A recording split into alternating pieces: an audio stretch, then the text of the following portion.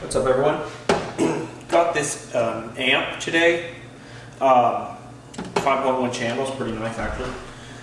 But I'd like to assume it's broken because when I hook up speakers to it, I can only get sound on both speakers, left and right, on one of the music modes. I don't like the sound effects it puts in.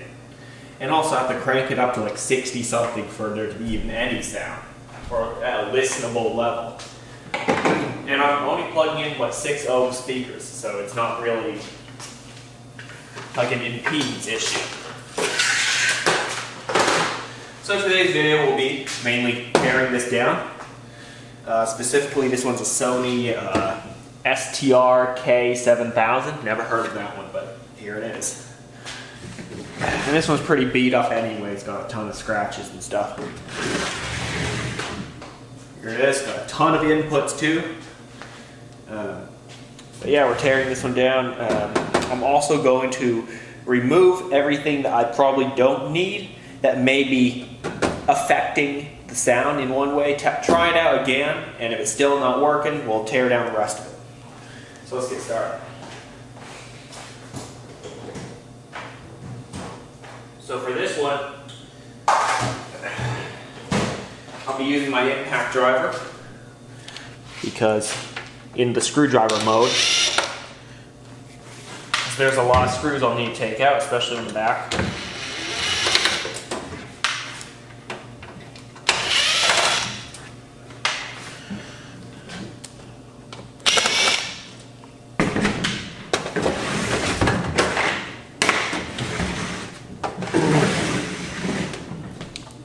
Yep, so I'm going to be taking out all like the digital stuff, as in like HDMI's, the composite or component video, whatever it's called, optical audio, all of that stuff will be gone in case it's like affecting the audio in some way.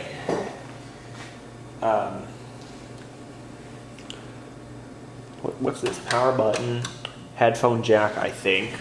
No, this bottom one's the headphone jack. This one's the calibration mic. Alright, let's get to work. I'm gonna put that on the floor.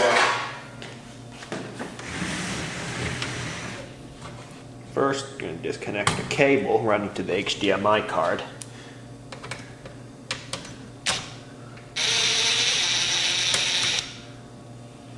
I should get my parts tray.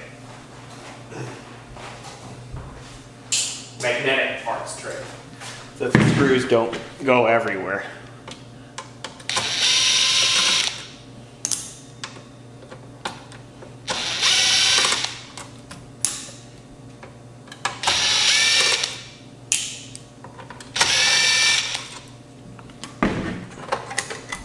Here's the HDMI card.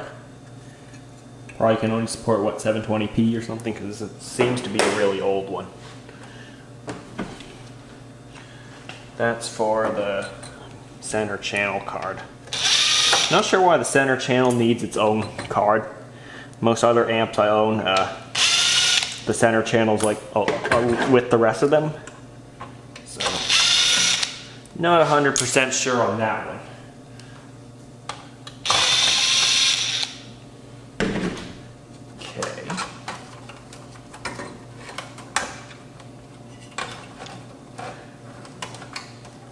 There will be a few cables I disconnect here. One ribbon cable and 2 standard connectors.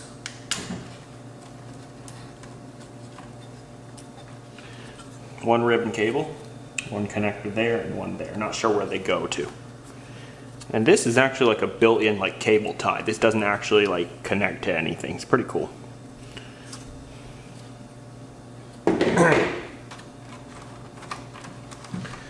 Okay, next card. Optical audio or whatever. How about the XM radio card?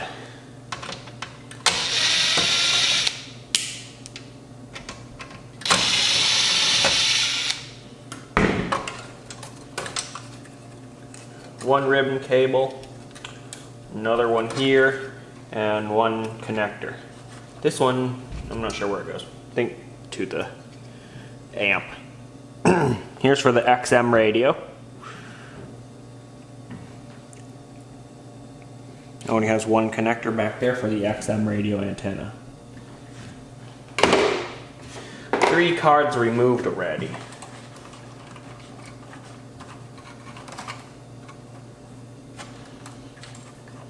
One ribbon cable removed. Okay, now the AM/FM tuner. I don't exactly need that.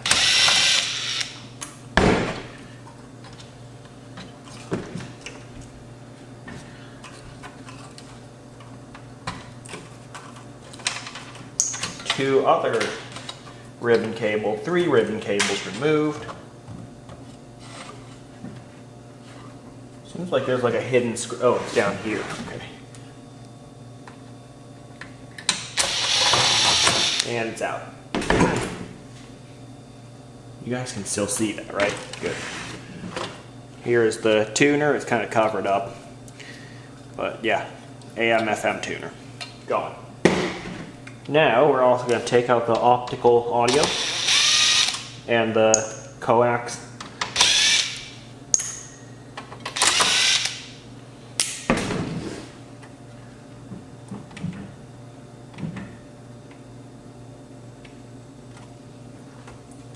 See if we can even remove it, however. Looks like it's soldered to the board in some way. And there's also a screw holding it on the side. We'll see, maybe we can wiggle it loose.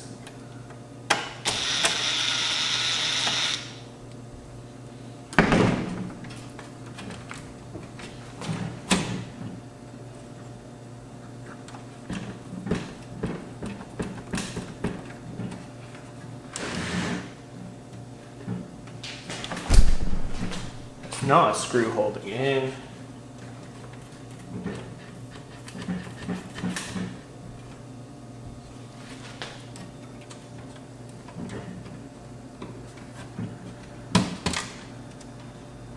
To me, it doesn't look soldered. However, it might be a bad idea to remove this card because, just realized something, it's what connects the display as well. So we might have to, the front control panel is also connected by that card. I think we're going to leave that one. The part actually broke off on the inside, so.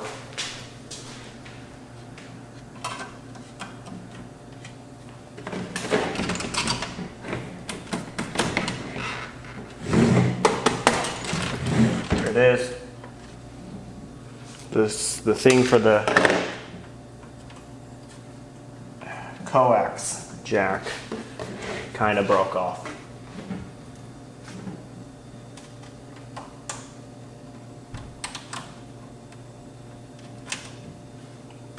I don't know, perhaps it still holds.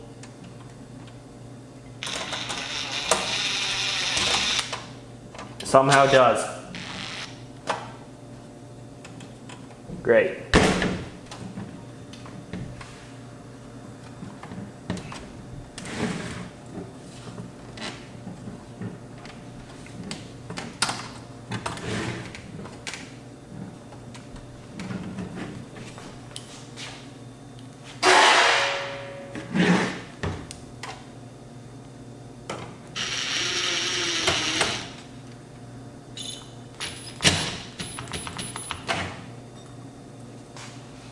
Replace a couple screws. For some reason we gotta keep this.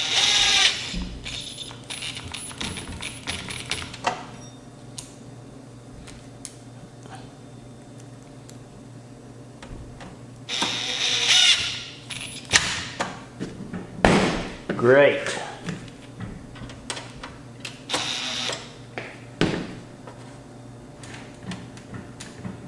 Whatever, seems to be holding. Also a fine layer of dust in there as well, so can't pull that. I think I can pull that. Yep. Removing any unused cables.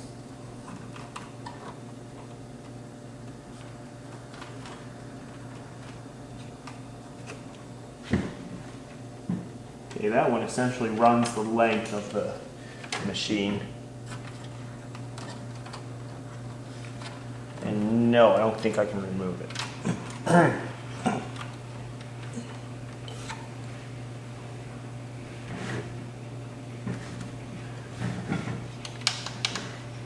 That one controls which speaker you're using. I think the only function for that one is the mic. I'm not gonna remove that, leave a hole on the front. That's kind of what it looks like now, a lot cleaner. So let me try plugging it in and see if it even still works with all of that removed. It also means those capacitors have charge, I think.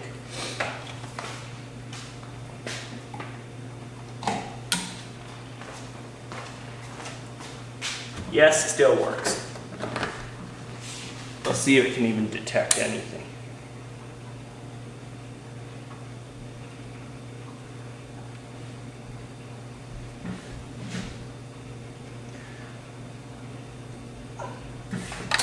Let me connect something to it first. I'm going to do the testing off camera because I have to play some music through it. So, real quick. Okay, just did the testing. Same situation. It still has a ton of distortion. And the left speaker is still a lot louder than the right. So, still not sure, you know.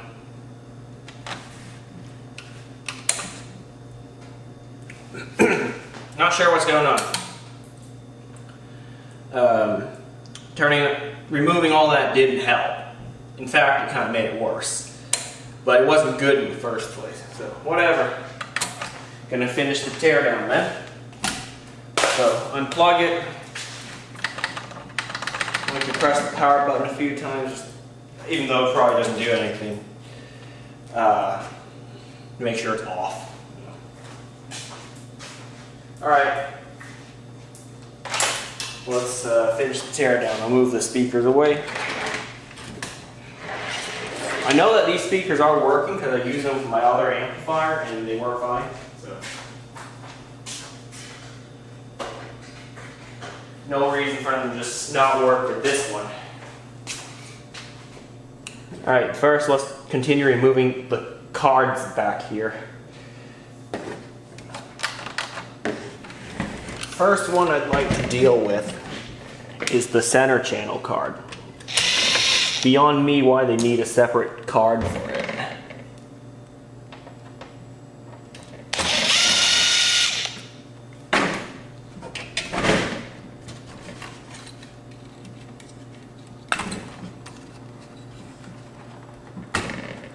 Okay, here it is. Pretty simple looking card. All it has is like a relay on it, and then of course the terminals, which accept banana plugs.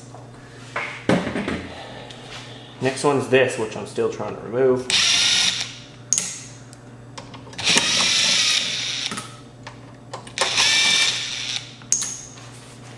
4 screws.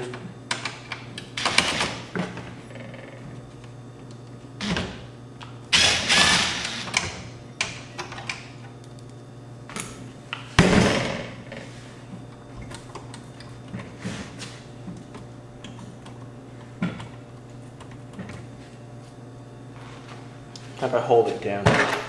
Tweezer.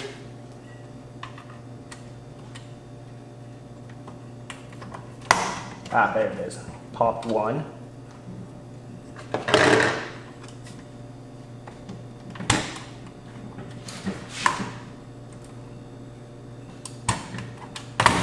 Pop the other, but kind of bent the frame. Just bend it back, you know. No, don't do that. It won't be perfect anymore. Don't just bend up the frame to remove it.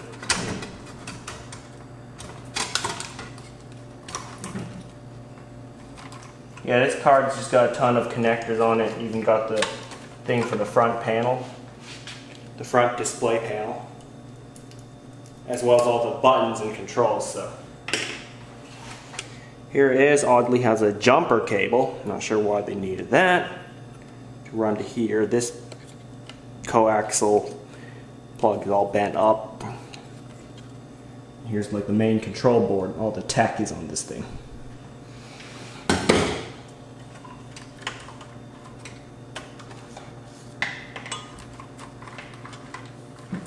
Gonna plug a couple things in here.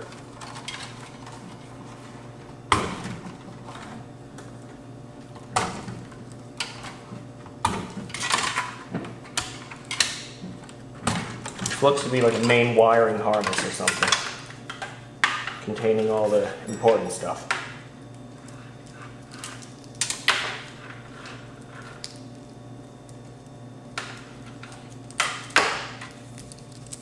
Sort of that.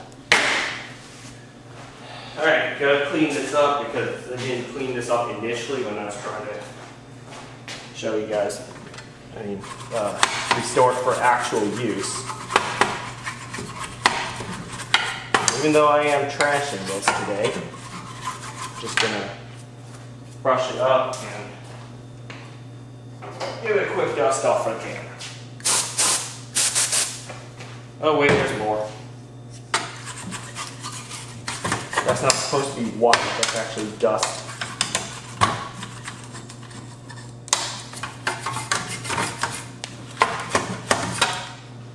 Dust really can find its way anywhere. Alright, should be good enough. I'll keep these on hand. Time to move over. See if I can get a picture, a view of the inside. There we go. Alright, here's a pretty good view of the interior. I'm gonna disconnect that. As well as disconnect the headphone jack.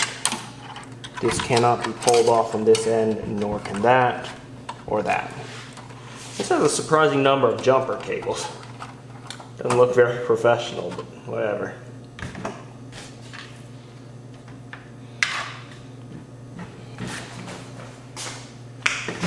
Try to remove, say, back panel, so we can access maybe the power supply board or something.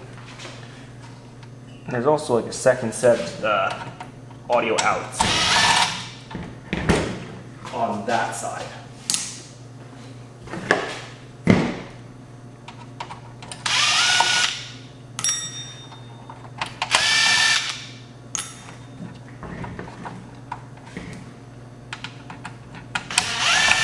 So this one will just be a lot of screws. That's all.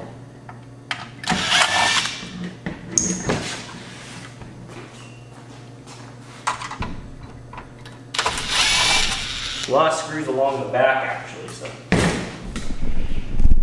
move the camera out so number one you can see it, number two you can access them.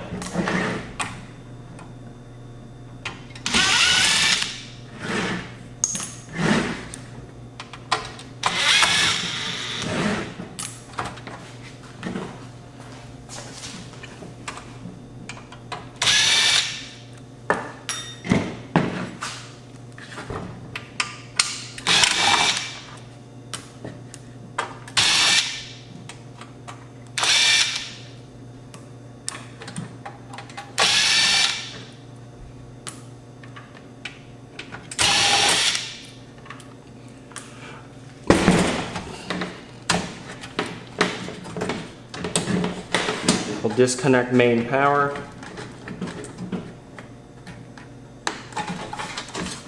Like that. And then here's the back panel. Got a ton of holes in it for all the stuff.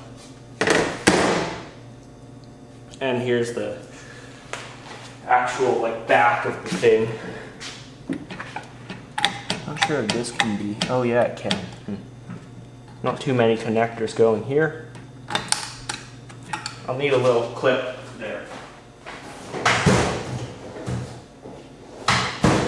Something to snip these zip ties.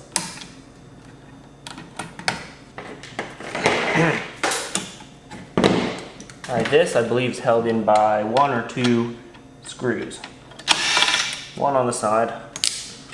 Oh, just one. Wow.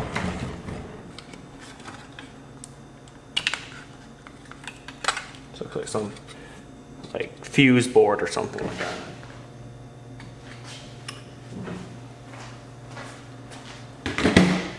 Now when working inside these high-powered equipment like this, beware of these things. I believe they're called capacitors.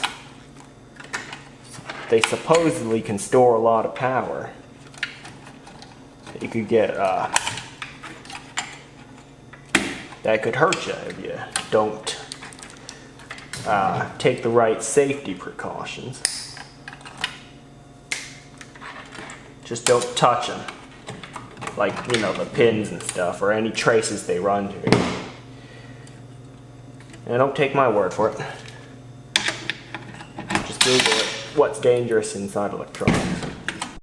Yeah, sorry for the cutoff on the video. The battery died. As I was saying, those capacitors, I think, are the same reason why there's a ton of warnings on the computer power supplies if you ever worked inside those. They say, like, don't open the power supply, you know, shock or whatever, you know? Why there's a ton of warnings all over those computer power supplies. Okay, here's the board I just removed. Looks like there's just 2 relays and a couple speaker terminals. Okay.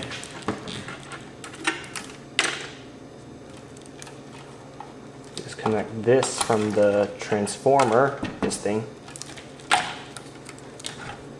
That's on there, can't remove that. Yeah, that's got to stay. Those wires are attached to it. But these are on the transformer and can be removed.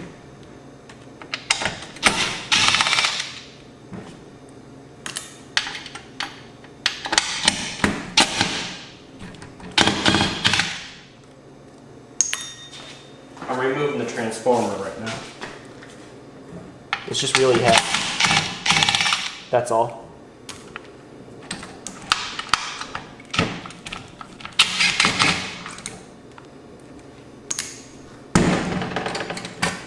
Here it is. It's just a bunch of copper windings around like a piece of iron or something like that. I don't know. I don't know how this thing works. It's a nice paperweight though. It looks good. Alright. Some more wiring. A lot of wiring that's actually attached to this board and I don't think can be removed. Yeah, quite a bit.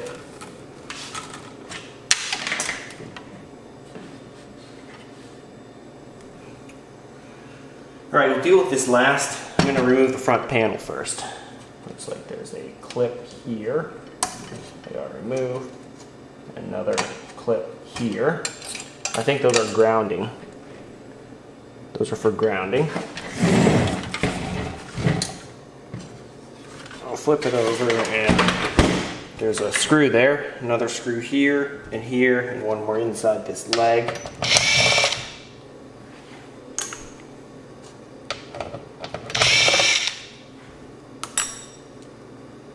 Oh, another one here that I didn't even see.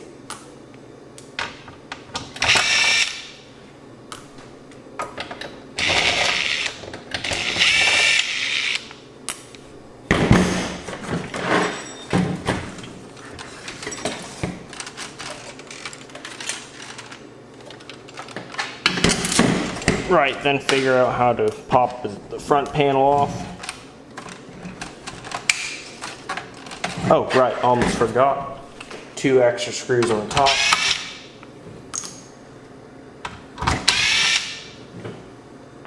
Okay, I think you saw where they are.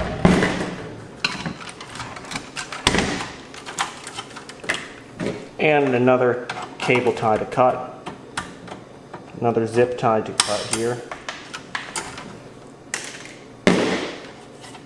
free these cables.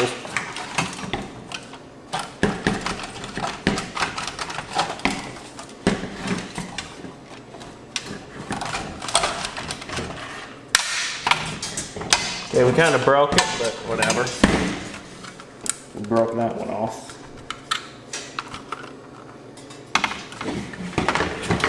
I'll just remove this plastic post holding up the screen.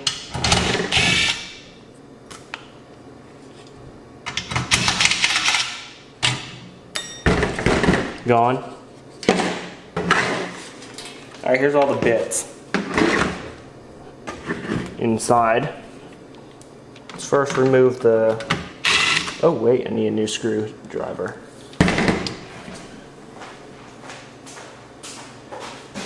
Guess I'll do these ones by hand. These are smaller Phillips head screws. The rest of them are normal. Slow down progress, but whatever.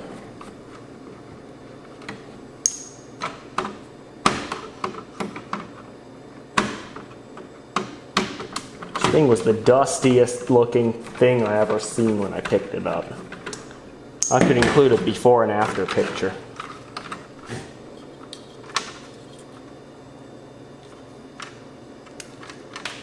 Here's the front AV in.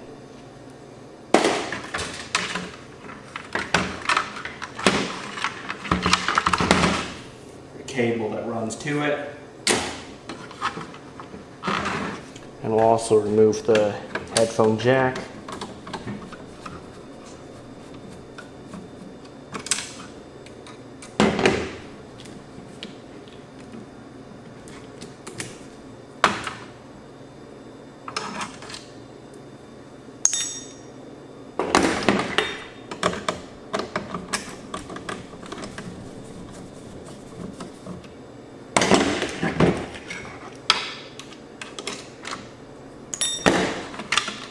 Here it is, standard 1/4-inch headphone jack. Interesting, I want to learn the pin out for this.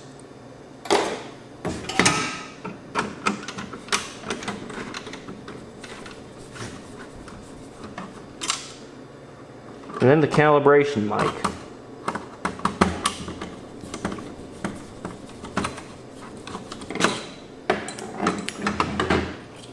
Here it is. Got one little, looks to be microprocessor in there. 8 pins. Come on, focus. Yeah, somewhere in there. Yeah, you see that.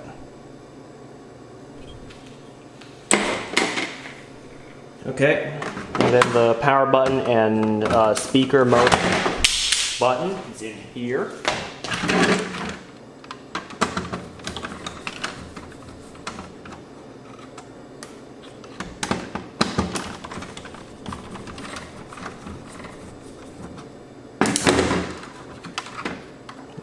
Two tabs to squeeze in order to get them out. Here it is, there's a very simple 2 buttons. That's really it. Kind of want to attach the smaller screwdriver head for the drill. Let's see if I have it.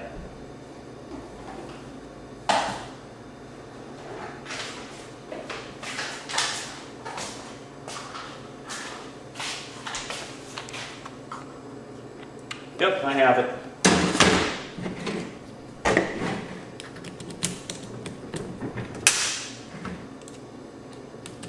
Because I only needed this for removing the screen. Didn't want to do it by hand, it'll take a while.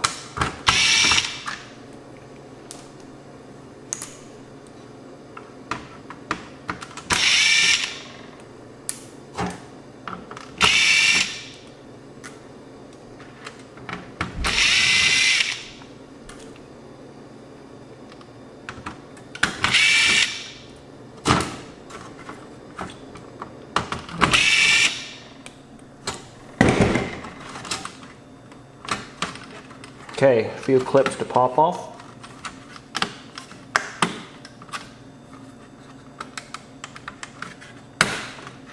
And kind of give a bit of leverage on this side, but don't break it. Don't break the PCB. There could be a screw you forgot, you know? Most likely is for me, but I can't see it.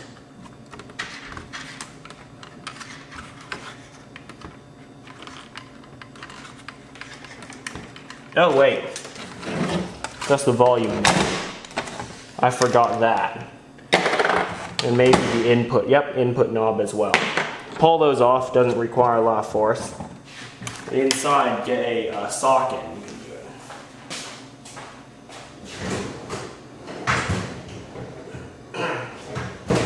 Actually, we'll give it a try with this. An adjustable wrench.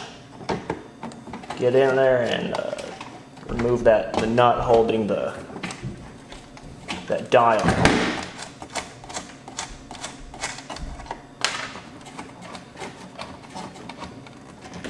Okay, the one for the input selector, because it's so narrow, might be a little more tricky.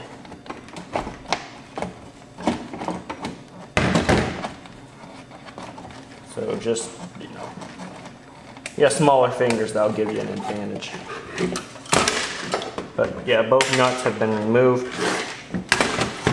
Now you can continue. I didn't forget a screw actually.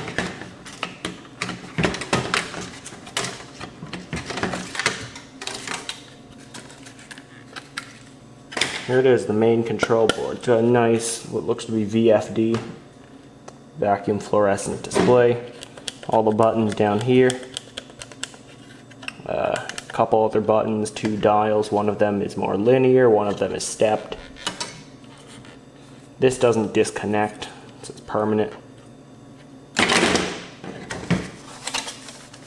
Yep, here's the front. Nice red tinted display. Too bad it doesn't work.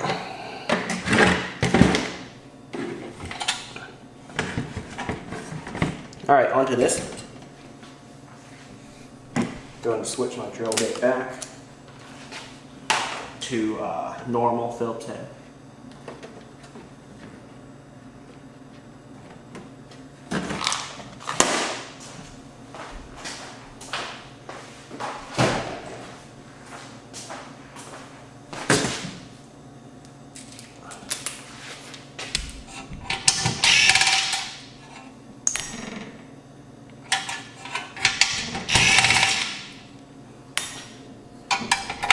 Heat sink. That's what I'm removing right now.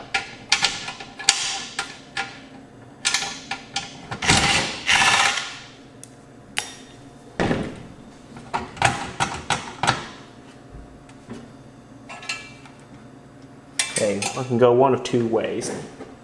I'll show you.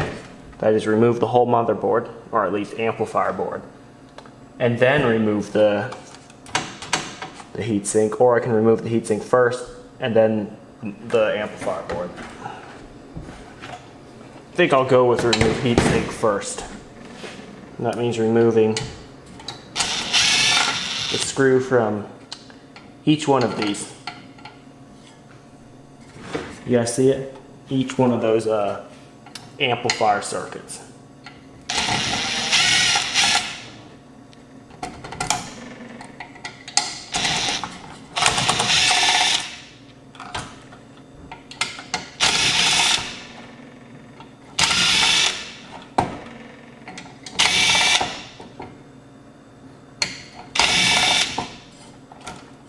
Oh, one actually came out.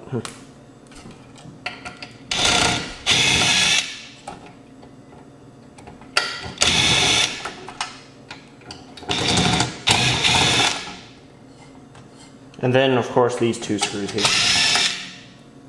4 actually, 2 on each side.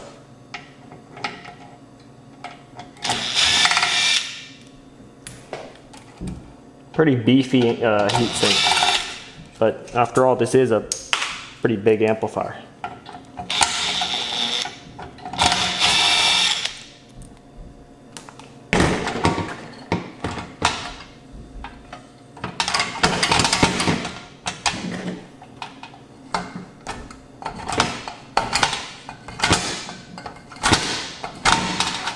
Got it, and a ton of thermal paste on it.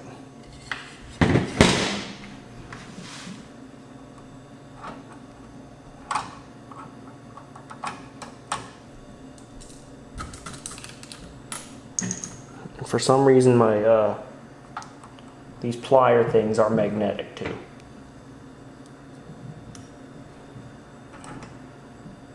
I'm trying to put these in my parts tray so that they won't be everywhere when I clean it up.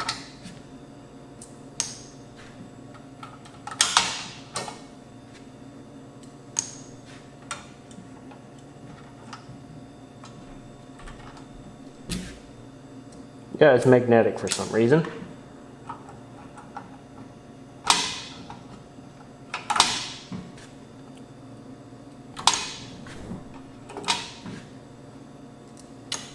Okay, now we can remove the, it looks to be just a motherboard, or I keep calling it a motherboard, but it just appears to be the amplifier circuit. There's just one more screw. Here it is. How many of these? 1, 2, 10. 10 of those for 5 channels. And the subwoofer is a, it's actually just a preamp. Pre-out. Of course I got, there appears to be space for 2 extra ones. Maybe for like a 6-channel one. I think that was a thing back then, having 6 channels on a stereo.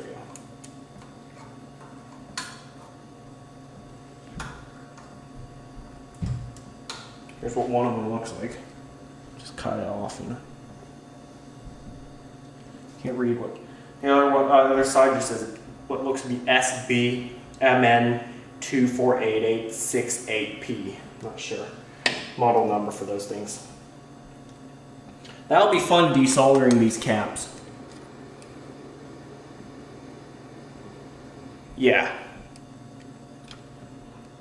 Might keep this board to do some desoldering.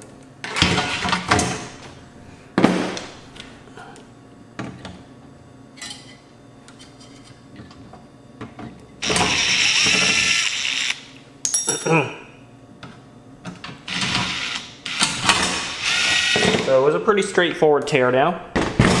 Everything is neatly laid out. I'll put this aside. Although I do want to lay out all the parts, at least all the electronic parts, and recycle all the metal.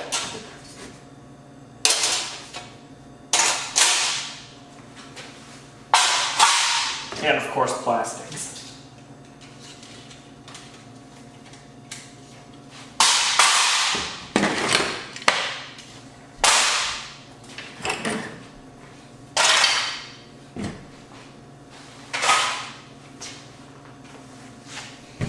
This too, nice. Alright, so here we have the transformer, center channel board, what looks to be the power input board, second set of speaker terminals for some reason, front control panel, power button, that's not a part, this is just a ribbon cable, we'll leave that there. Technology board, I'll call it. AM FM tuner. Component/composite video board. Front AV in. Calibration mic jack. Oh, XM radio board.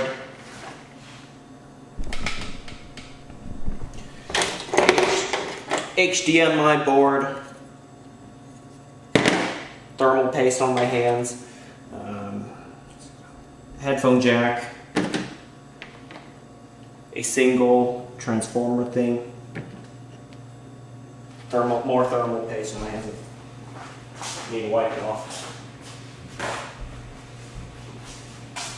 It wipes off easily, at least. And of course, can't forget the main amplifier board. That's everything. I'm going to be keeping this for a bit of desoldering fun. Might do it another day. Tomorrow maybe. Put that somewhere else. Might actually keep this and use it like a paperweight or something. Or just like a decorative piece. huge and it's heavy. All that can be recycled. Not sure I need any of it. I can open up the AM/FM tuner while I'm at it.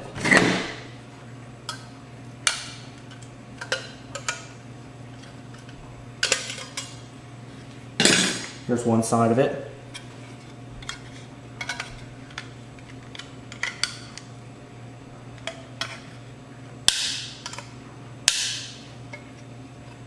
Open it up without cutting myself. So.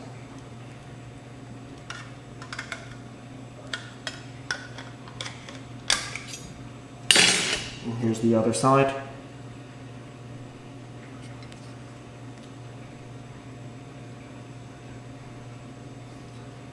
Yep, it's a bit clearer now because it's focusing.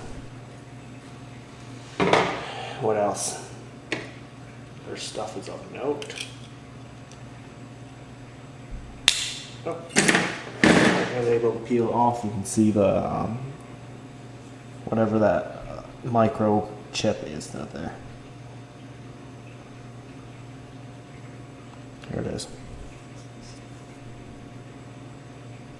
I don't know. It's just for calibration. There is only one microchip on the front control. Get you a better view of the microchips on the technology board. There it is. And then on the XM radio board, it even has a fuse. This must have been like cutting edge technology back then. How do I pop out the fuse without breaking it? Try a screwdriver. Yeah, that works.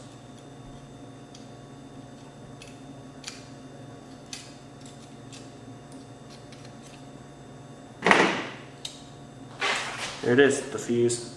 Got it.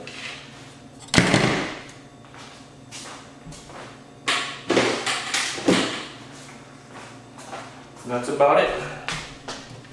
That's about it for this video. Thanks for watching.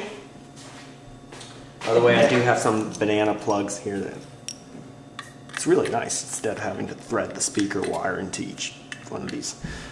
It's actually pretty nice. Just plug them in, you know.